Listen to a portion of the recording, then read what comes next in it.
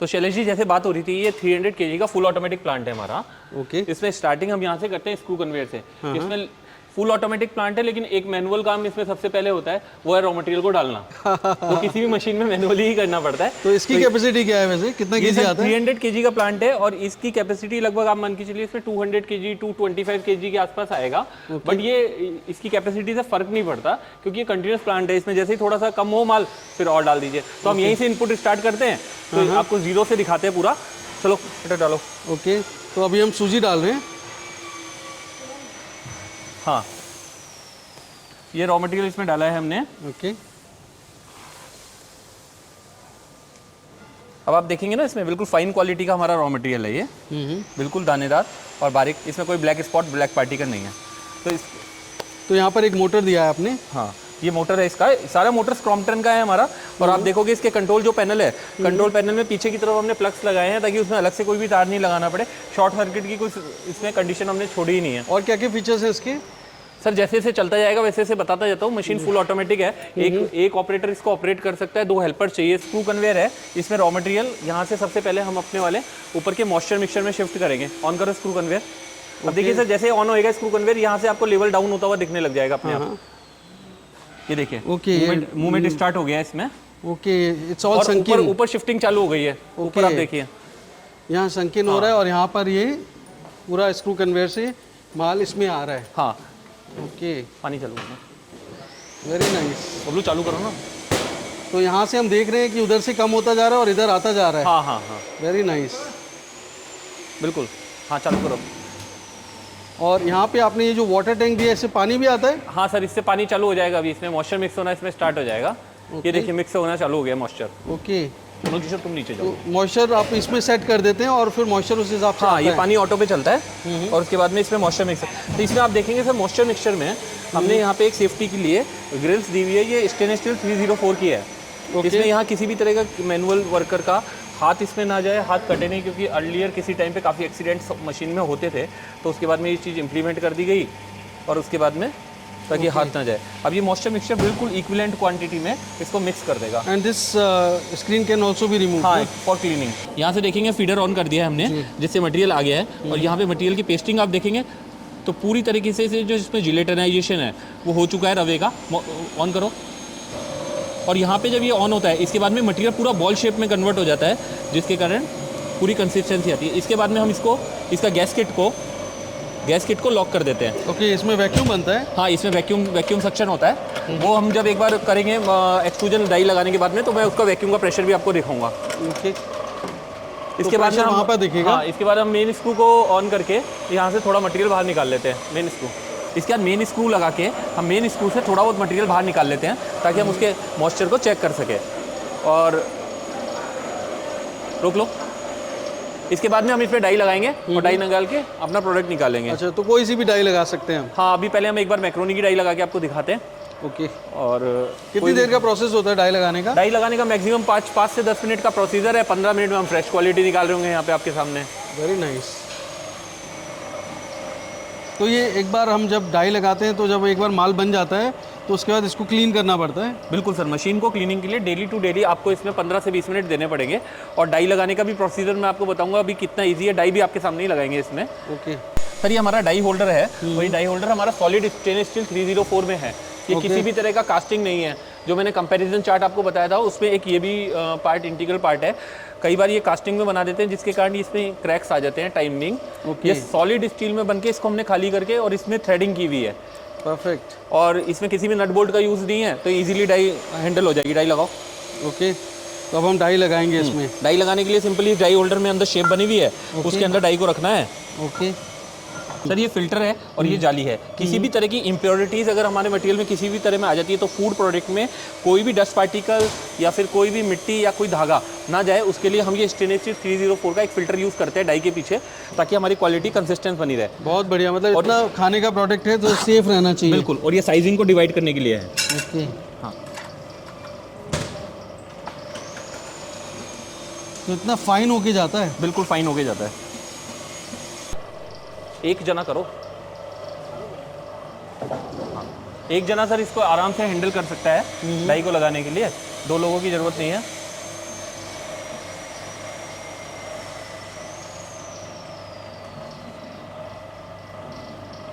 पूरा थ्रेडिंग के ऊपर है, मेल फीमेल सिस्टम है। वेरी नाइस, बहुत स्मूथली सीमलेसली लग रहा है। सीमलेसली।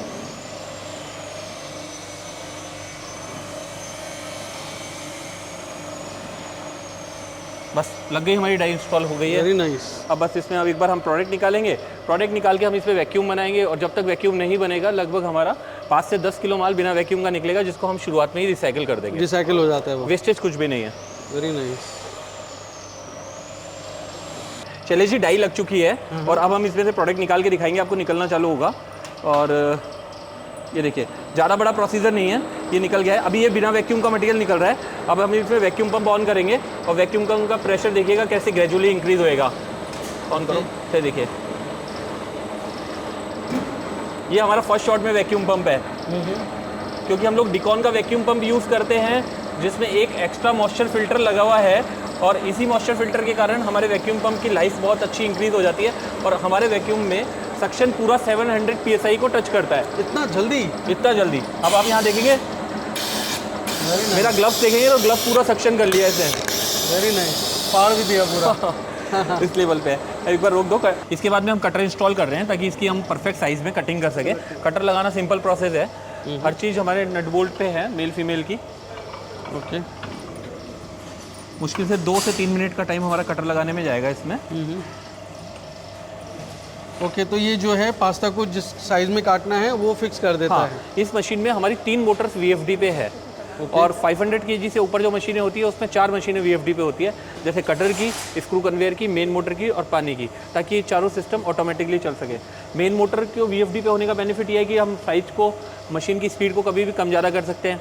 कटर की VFD पे होने का मतलब यह है कि कटर से हम साइज़ को कम ज़्यादा कभी भी कर सकते हैं। अभी वो करके दिखाऊंगा मैं आपको। देखिए, कटर इंस्टॉल हो चुका है।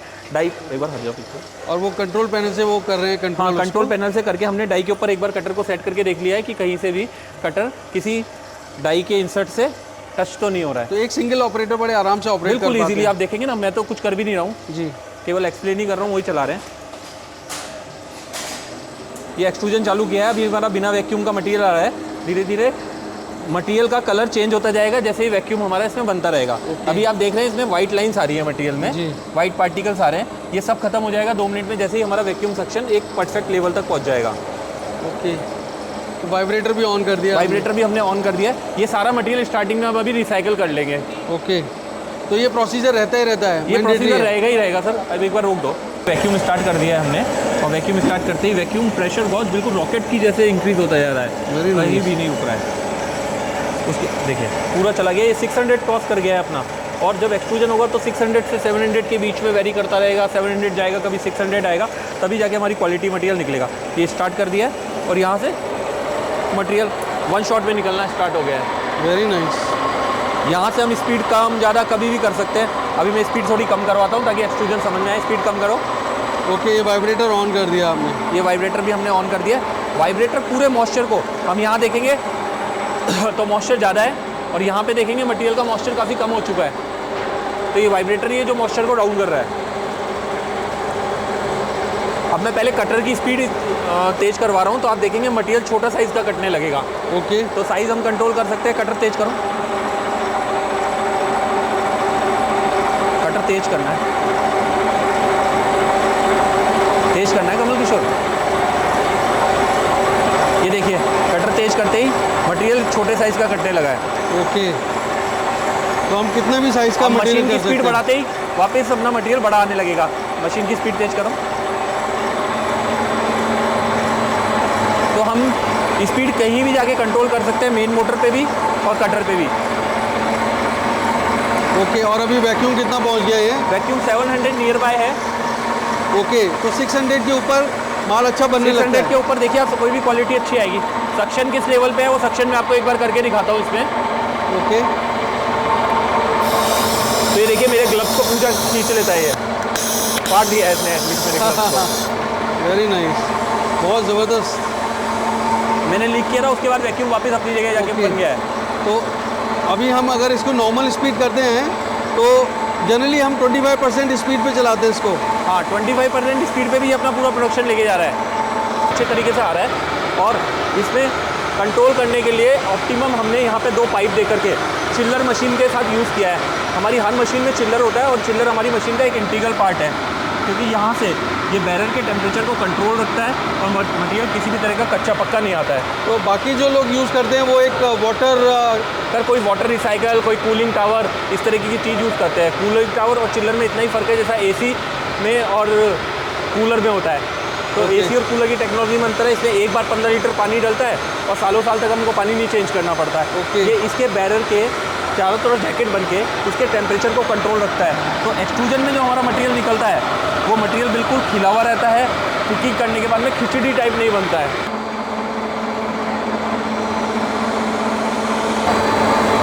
इसके बाद में जो ट्रे में मटेरियल आएगा, इसको ट्रे में रख के हमें ट्रॉलीज के अंदर रखना है और ड्रायर के अंदर रख देना है। सर आप देखेंगे चिल्लर में भी अभी 0 एम्पियर आ रहे हैं। चिल्लर हमारा ऑटो कंट्रोल पे रहता है, अपने आप ऑन होएगा, अपने आप ऑफ हो जाएगा। मशीन की अभी ये अपने आप ऑफ हो चुका है। मशीन की जैसे रिक्वायरमेंट होगी तो ये अपने आप ऑटो ऑन हो जाएगा। Very nice. ये ऑटोमेटिकली टेम्परेचर से कंट्रोल में है इसके साथ में। मेन स्क्रू जो हम यूज़ करते हैं वो मेन स्क्रू हमारा सॉलिड स्टेनलेस स्टील में होता है। सर देखिए, मैं जो आपको बार बार मशीन ट्रायल के समय में आपको बार बता रहा हूँ कि हमारी मशीन में हम लोग सॉलिड स्क्रू काम लेते हैं, सॉलिड आउट स्क्रू काम लेते हैं। इसके लिए हमारे पास पूरी इन हाउस फैसिलिटी है। हम लोग एक सॉलिड बार लेते हैं, जो ये आप देख रहे हैं, ये स्टेनलेस स्टील का 304 का एक बार है। इस बार को कटिंग करके हम लोग स्क्रू की शेप में कन्वर्ट करते हैं। ये पूरा 12 दिन का एक प्रोसेस है, 13 दिन का एक प्रोसेस है, स्लो प्रोसेस है। इसके थ्रू इसमें कटिंग करके थ्रेड्स बनाए जाते हैं, जिसके कारण इस स्क्रू की लाइफ 4 से 5 साल की रहती है और हमारा स्क्रू कभी डैमेज नहीं होता है, कभी डिग्रेड नहीं होता है। अधिकतर लोग एक पतली सी शाफ्ट लेकर के इसके ऊपर थ्रेड्स को वेल्ड कर देते हैं। एक बार रोक देना। एक पतली सी शाफ्ट लेके इसके ऊपर थ्रेड्स को वेल्डिंग कर देते हैं। उस केस में स्क्रू 2 से 3 घंटा में बंद हो जाता है, लेकिन उसकी लाइफ कमज़ोर होती है। आर्गन वेल्डिंग करने के कारण वो हीटअप हो जाता है और ऊपर की ओडी आउटर डायमीटर सिमेट्री में नहीं आने के कारण स्क्रू डिग्रेड होता रहता है, हमारा प्रोडक्शन डाउन हो जाता है। अल्टीमेटली मशीन काफ़ी हल्की क्वालिटी की हो जाती है। हमारी चाहे आप 50 kg से लेकर के 3 टन तक की कोई भी मशीन होगी, सभी में स्क्रू कटिंग करके ही दिया जाता है। इसके लिए हमारे पास इन हाउस फैसिलिटी है।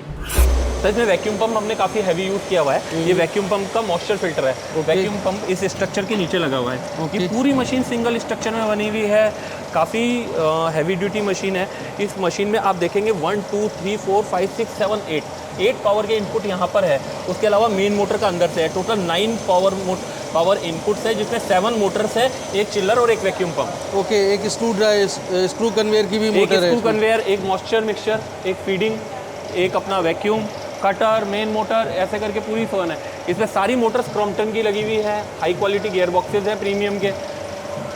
तो हम इसके कंट्रोल पैनल के बारे में जान सके। और ये आपने स्क्रू कन्वेयर जो दिया है इसमें मूव करता है ये? हाँ, ये व्हील्स के ऊपर है, ये पूरा मूवेबल है। और सर मेन बात ये है कि जितनी मोटर्स है वो सारी न्यू लगाई गई है। इसका प्रूफ ये है कि हम इसके साथ में टूल बॉक्स देते हैं मशीन के साथ में, जिसमें इस मशीन के spare part, gasket, essential bearings और सारी मोटर्स के वारंटी कार्ड भी देते हैं, जिसमें कि क्लाइंट अगर वारंटी को क्लेम करना चाहे तो वो हमारे थ्रू भी कर सकता है और डायरेक्टली क्रॉम्पटन के सर्विस सेंटर में फ़ोन करके भी कर सकता है। 24 आवर्स में ऑन साइट सर्विस मिल जाती है उसके लिए। वंडरफुल। तो एक ने रोक दिया है ताकि साउंड थोड़ा कम हो जाए और हम मशीन के बारे में ढंग से आपको डिस्क्राइब कर सके।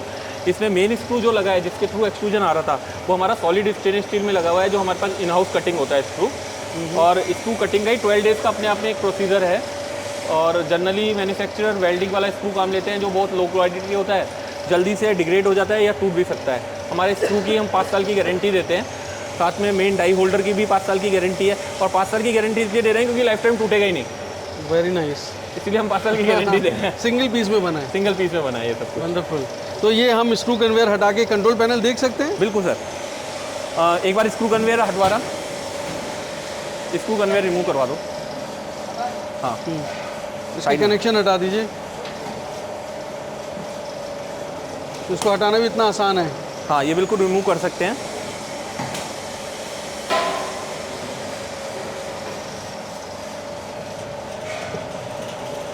Okay, very nice. इतनी जल्दी इसे रिमूव भी कर लिया। हाँ, ये हमारा कंट्रोल पैनल है। इसमें पूरी तरह से डोर क्लोज हो जाता है और इसमें हम यहाँ से भी ओपन कर सकते हैं। अभी हमने लॉक किया हुआ है इसको यहाँ से।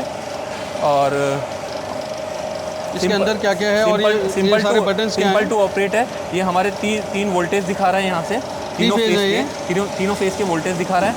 इसमें हमने एक फेस प्रिवेंटर भी लगाया है। अगर कोई मशीन हमसे लेता है और उसके वहाँ पे फेस कोई एक फेस नहीं आता है या कोई फेस ऊपर नीचे आता है, तो ये ऑटोमेटिकली पूरी मशीन को कट ऑफ कर देगा ताकि हमारी और मोटर्स की लाइफ बची रहे। ओके, तो मशीन की सेफ्टी के लिए है ये।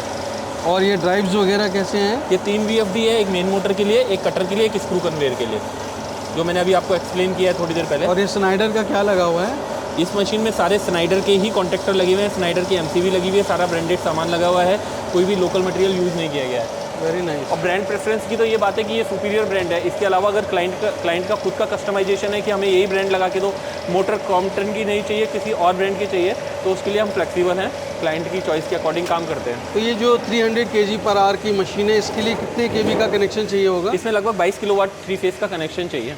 7 मोटर्स हैं टोटल? 7 मोटर्स और 2 पावर इनपुट है, एक चिल्लर का और एक वैक्यूम पंप का। ओके, तो लगभग कितना बिल आता होगा? सर इसमें अगर मटेरियल को बना के और ड्राई करते हैं तो इसमें लगभग अगर आप 10 रुपये यूनिट के हिसाब से अपना वहाँ पे एवरेज आ रहा है तो 1.5 रुपीज़ पर kg का खर्चा आता है इलेक्ट्रिसिटी का। Okay, which is less than the standard. हाँ, लेस देन द स्टैंडर्ड, क्योंकि आपने शायद ड्रायर में बहुत इलेक्ट्रिसिटी सेविंग है। अभी मैं इसमें डाई चेंज करके एक बार आपको पुसली पास्ता बनते हुए दिखाता हूँ इसमें। श्योर। वाइब्रेटर जो है, ये वाइब्रेटर पूरा मॉइस्चर को रिमूव कर देता है। अगर हम यहाँ पे देखेंगे तो यहाँ पे मटेरियल में मॉइस्चर कंपेरेटिवली ज़्यादा है, और यहीं पे जब आगे आते हैं तो मटेरियल काफ़ी ड्राई हो चुका है। तो हमारा वाइब्रेटर इस तरीके से डिज़ाइन किया हुआ है कि ये करीबन 5 से 6% मॉइस्चर डाउन कर देता है यहाँ पे। ओके, हर डाई पे आपको स्टैंपिंग और मशीन नंबर लिखा हुआ मिलेगा, यहाँ तक कि डाई होल्डर पे भी मशीन नंबर लिखा हुआ है, ये स्टैंप लगी हुई है। सब कुछ यूनिक है, हर चीज़ की डिज़ाइनिंग ड्राइंग हमारे पास में नोटेड है। शैलेश जी देखिए, पास्ता की डाई अब लग भी गई है और प्रोडक्शन स्टार्ट भी हो गया है। डाई लगने में मुश्किल से 5 मिनट का समय लगा है और क्वालिटी प्रोडक्ट हमारा हाथ में भी आ गया है। इट मीन्स अगर हमें एक दिन में डाई चेंज भी करनी हो तो 15 मिनट का प्रोसीजर होता है, उससे हम चेंज करके दूसरी शेप भी निकाल सकते हैं। और क्वालिटी का आप पैरामीटर देखिए, 700 से ऊपर वैक्यूम कभी जा रहा है, कभी 600 से बीच में रह रहा है, वैक्यूम हमारा डाउन हो ही नहीं रहा है। और इसीलिए मटेरियल में इतनी शाइनिंग है और साइजिंग सभी में बराबर निकल रही है। अभी मैं कटर की स्पीड तेज़ करूँगा तो मटेरियल छोटा आने लगेगा। देखिए साइज़ बिल्कुल हमने छोटा कर दिया है। अब यही मैं मशीन की स्पीड बढ़ाऊँगा तो मटेरियल बड़ा आ जाएगा और प्रोडक्शन कैपेसिटी हमें ज़्यादा मिलने लग जाएगी। मशीन की स्पीड तेज़ करो तो बड़ा प्ले कर रहे हैं आप, इधर बटन देखिए।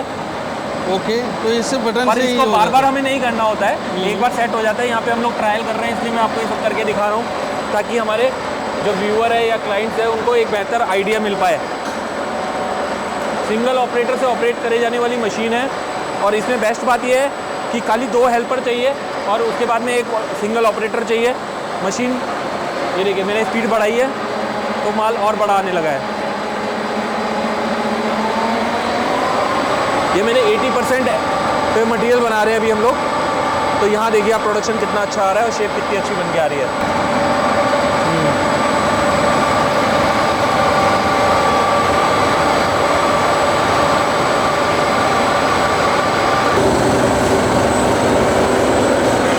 शैलेश जी अभी हमने प्रोडक्शन देखा, तो प्रोडक्शन के बाद में सेकंड स्टेप है ड्रायर के अंदर को मटेरियल को लेके आना। तो ये बेसिकली हमारा ड्रायर है, ये हमारी यूएसपी है और ये हमारी मोनोपोली डिज़ाइन है। इसमें बेसिकली ट्रॉलीज इस साइड रखी जाती है, 4 ट्रॉलीज, और इस ड्रायर को हमने 2 पार्टीशन में बनाया है। सेकंड पार्टीशन में यहाँ भी हम 4 ट्रॉलीज रखते हैं। ओके, एयर का रोटेशन उस साइड से होके इस साइड से आता है और ये ड्रायर ओनली 6 किलोवाट में हमारी पूरी ड्राइंग कर देता है। मैंने और ड्रायर्स देखे हैं उसमें हीटर्स होते हैं, आपके में हीटर ही नहीं है तो कैसे ड्राई करते हैं? है लेकिन 1 किलोवाट का केवल एक पावर लोड है उसके ऊपर, और वो भी अपना ये मानिए मैक्सिमम 1 आवर में अपना हीट अचीव करके कट ऑफ हो जाता है। अब 6 किलोवाट का जो मैं लोड बता रहा हूँ उसमें अगर रनिंग लोड देखेंगे तो ये लगभग आपका 5.25 ही आता है। तो हमारी ड्राइंग कॉस्ट इतनी लो आती है जिसके कारण प्रॉफिटेबिलिटी इंक्रीज हो जाती है। इसमें अंदर हमने एक इक्विपमेंट भी लगाया है जो मैं थोड़ा सा डिज़ाइन के कारण यहाँ पे आपको शो नहीं कर सकता। अच्छा, ओके। कॉपी बहुत जल्दी होती है चीज़ें, तो वो अंदर से पूरा एयर में से मॉइस्चर को सक करके निकाल देता है, साथ में एक ड्राई हीट भी जनरेट करता है जिसके कारण हमारा इलेक्ट्रिसिटी लोड काफ़ी कम आता है। वंडरफुल। तो मतलब ऐसे सीक्रेट्स रखने पड़ते हैं, बिजनेस सीक्रेट्स आपको? ऑब्वियसली बिजनेस सीक्रेट तो बहुत इंपॉर्टेंट है। और इस तरफ आप देखेंगे तो ये बड़े वाले हीट पंप्स है जो हम लोग कंटिन्यूस ड्रायर में यूज़ करते हैं। छोटे हीट पंप्स है, चिल्लर्स है, ये सब हमारी मोनोपोली ड्राइंग डिज़ाइन का काम है।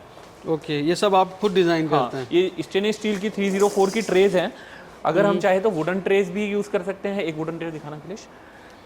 चाहे तो वुडन ट्रे भी यूज़ कर सकते हैं और चाहे तो स्टेनलेस स्टील 304 की ट्रे भी हम यूज़ कर सकते हैं। अच्छा, यहाँ पर ये वुडन ट्रे रखी हुई है। इसमें जो ये जाली है ये भी स्टेनलेस स्टील 304 की है। इस तरीके की ट्रॉलीज हैं, इनको रख के हम लोग ड्रायर के अंदर मटेरियल को स्टैक करते हैं। राइट, तो ये सब ट्रॉली ट्रे सब मिलेगा आप अगर पूरा सोल्यूशन देंगे। हाँ, ये सर रोस्टर है, एक स्मॉल रोस्टर है, इलेक्ट्रिसिटी रोस्टर है, वर्मीसिली को बनने के बाद में रोस्ट करने के लिए, मतलब लाल करने के लिए। आपने देखा होगा ये वैक्यूम पंप है एक। ओके, तो ये वैक्यूम पंप मशीन के साथ हाँ, ये लगता है? मशीन के लिए है, अभी मशीन के डेमो में हमने इसको देखा भी है जी। और ये हमारी पैकिंग मशीन है, पाउच पैक करने के लिए। 2 हेड पैकिंग मशीन है जिसमें कि हम लगभग 50 ग्राम से लेके 1 kg तक का मटेरियल पैक कर सकते हैं। मतलब अगर कोई अपना रिटेल में काम करना चाहता है तो ये पाउच पैकिंग मशीन उनको, और कोई स्मॉल स्केल पे करना चाहता है तो एक बेड सीलर है, ये भी स्मॉल छोटी पाउच पैकिंग मशीन है जिसमें कि बहुत कम कॉस्ट में भी पाउच पैकिंग स्टार्ट कर सकते हैं। परफेक्ट। हमारे पास सर इन हाउस फैसिलिटी है, फैब्रिकेशन से लेकर के मशीनरी से हर चीज़ की, जिसमें हमारे स्पेशलाइज ट्रेंड वर्कर ही काम करते हैं। फैब्रिकेशन, मिलिंग, डाइंग सब हमारे यहाँ पे ही होती है काम।